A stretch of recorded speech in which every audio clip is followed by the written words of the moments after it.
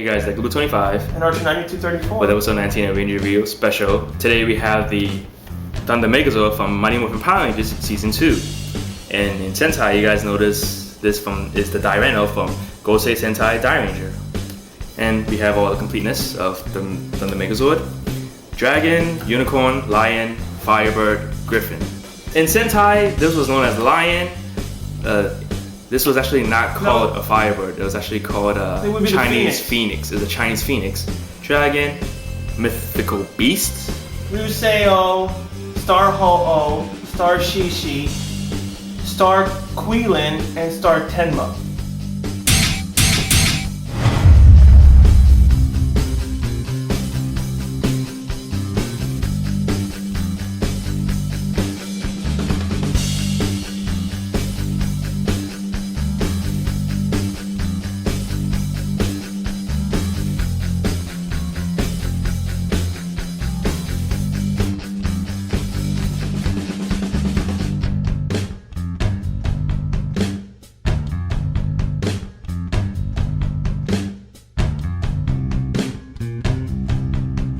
Alright, so this is the Red Dragon Zord, and it's, I guess you could say, Warrior mode. Pretty mega. It looks like a Megazord already, just without the bigger. Yeah, funny thing about this is that in Power Rangers, what they did was that the original dinosaurs transformed into the new Thunderzords. In Japan, of course, it was Dairanger. It was a different series. What's funny about this is that the Japan version was actually the same thing how we packaged our Thunder Megazord and their Japanese counterparts. The Red Dragon Zord was packaged separately, and so was the Assault Team.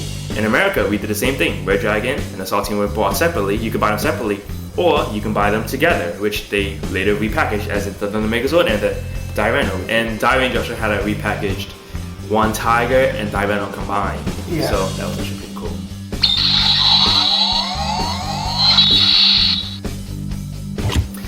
Noticeable difference is that the stickers. We don't have they didn't have lightning symbols. A lot of stickers were changed. Oh yeah, almost all the stickers were nearly changed on Red Dragon. But paint job, chrome, everything's identical. We kept the chrome here. Yes, we did. We did keep the chrome. That's something we like to look forward to. But other than that, it was actually He's the cool. same. It's actually pretty good. So here we have the Lion Thunderzord. Or Star Shishi.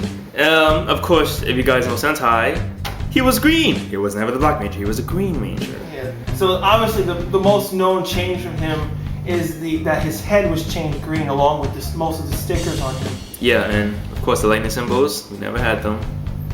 All his chrome was kept, including all the green orbs. Even the green orb that you put the minifigures in. They still kept that. Now what's funny about the Lion is that a lot of people do not really know that you have to stick the helmet on the back. Yeah, people don't do that. I've seen people just randomly put it out randomly. No, you can stick the helmet on the back. You're supposed to stick the helmet on the back. That's his tail. That's how he was. Noticeable difference beside that is a little sticker wise. Chrome is kept, which is good. Chrome is really kept, very nice. Thumbs up for that. Now, this was the first time in MMPR that they actually changed the paint job along with the lion head. Inside the compartments that are used to connect him to Ruseo's body, they were originally supposed to be gray/silver. These, and this are supposed to be gray along with the connector over here on the hands. They're supposed to be gray. They were all black on here. The one thing I don't like about the black line is that it doesn't have any wheels. So it actually can't really move across the floor. Yeah, that's the downside for Japan also. Yeah, they didn't put any wheels on it. There's nothing. So you have this guy standing here doing nothing. I mean, you can push it along the floor, but you'll scratch it. You'll scratch everything around here, especially the chrome here. I know that. We scratch, trust me, you can scratch chrome. It's not hard. Alright, I've done it many times as a kid, so that's the only downside about this. He's just sits there. And in the show, you can tell that it moves. This guy literally moves. His hands move back and forth, but not here. Alright, so now we have the Unicorn, Griffin, or the Star Quilin and Star Tenma. Technically in Japan, Dairanger, this was called Mythical Beast, which is Yeah, it's a giraffe. Oh, the animal is a giraffe, and that's a Pegasus. This, although, is a unicorn for us, because it actually does look like a unicorn, has a little...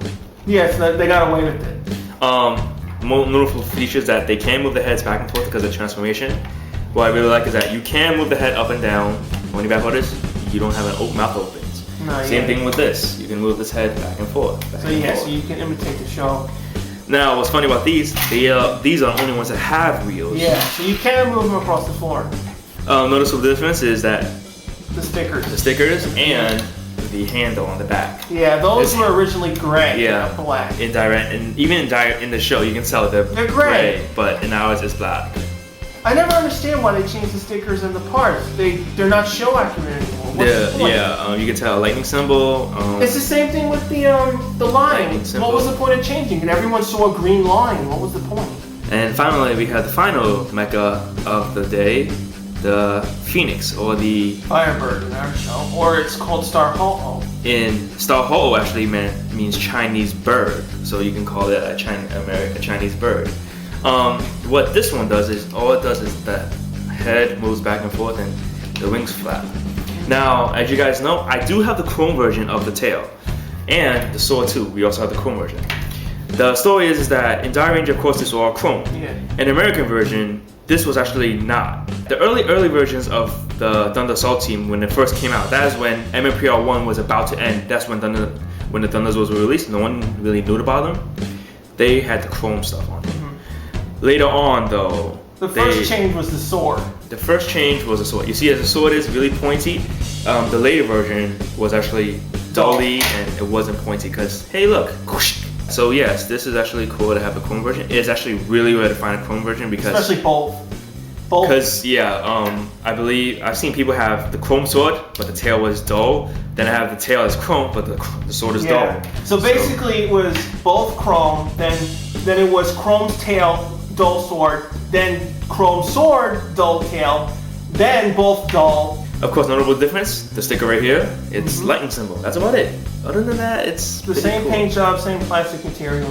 So now I don't remember where I put my sled, so we're using the same design. That's what we have. This is the sled version. The Thunder Assault Team. Which what will happen is that there's a sled and the Firebird. There's a stand for her. There are two connectors right here. You connect it to her and that's it. She stands up. The only bad part is that when you put the Red Dragon in, you have to literally put the head near the back. Because there's no room. So there's no room to actually... There's two versions. The Assault Team with the main four and the Assault Team with the 5. Yeah. This is the regular one where you see in the air and then the Red Dragon jumps on. And then goes in the middle. It goes in the middle and does an attack. So what happens is that the Red Ranger will have it, the Red Dragons will have the staff. I don't have the staff because I lost it. That's another piece that people lose a lot, is the staff. What it does is you hold it and it'll spin, you can spin the armor and whatnot. I also want to point out that both in the Megazord set and the One Tiger set, you got the Firebird's feet and standing base with the One Tiger. I thought that was a really stupid move. They force you to buy the One Tiger / Tigerzord in order to get her feet. Because in the box art of the Thunder Assault Team, that just shows a feet right here. And you thought you would get the toy part. But then you're wondering, where is my feet? And funny thing is that piece actually really needed to form the combination with the One Tiger and the it's part of it. It's part of it, so it's really hard. If you lose it, you need to buy or find it just to have it.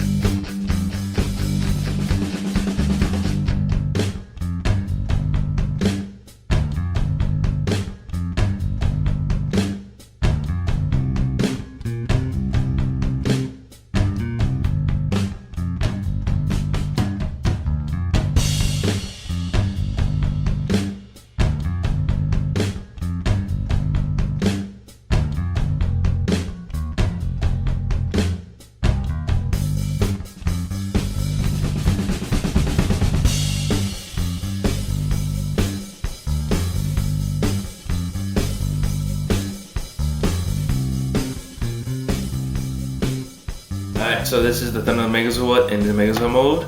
Slash Dyreno, of course. Now, we are missing pieces. The common, the sheik is that when it puts in the sword, there's a clip on the sheet that you put it right here. It puts the sword in, and then you can just pull it out. And then you can use the staff. Hook that up. The staff will hook up on the top to this, and it'll put that. This is the Thunder Megazord. As you can see, the chromeness really makes it look like. And he's actually pretty large. He's actually pretty big. If you, I don't know if you guys noticed, but if you compare Megazord size, he's actually pretty big. The size of the Mezzodon Megazord. So that's pretty big for a 5-part combination. And Mezzodon was only 1. What you can do is that this thing does pop out. And you put the people in. You put the mini crystals in. The mini crystals, our version, it was just black, pink, red, blue, and yellow. In Dairanger, it was the proper colors. Red, green, blue, yellow, pink. And they also changed the molds.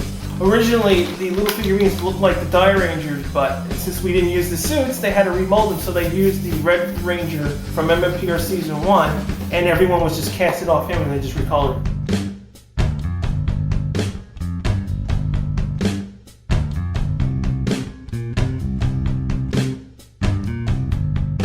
I actually prefer the Dyreno more than the Thunder Megazord. I mean, if you guys have the money to buy the Dyreno, then go on ahead. But if you can't, just buy yourself the Thunder Megazord. That's all I'm gonna say. Because both are the same, but just if you want the minor paint job and then dealing with the chrome issues. This is just the chrome issue is what really pisses me off. Yeah, but other than that, you can forgive the gray parts missing and the stickers. Yeah, I really don't give a care about that because you can just repollywood them. But the chromeness is a definite. You must have if you really care about the chrome like me and Archer though. So join us next Saturday for episode 20 of Ranger Review Special 2. Click and subscribe. See you next week.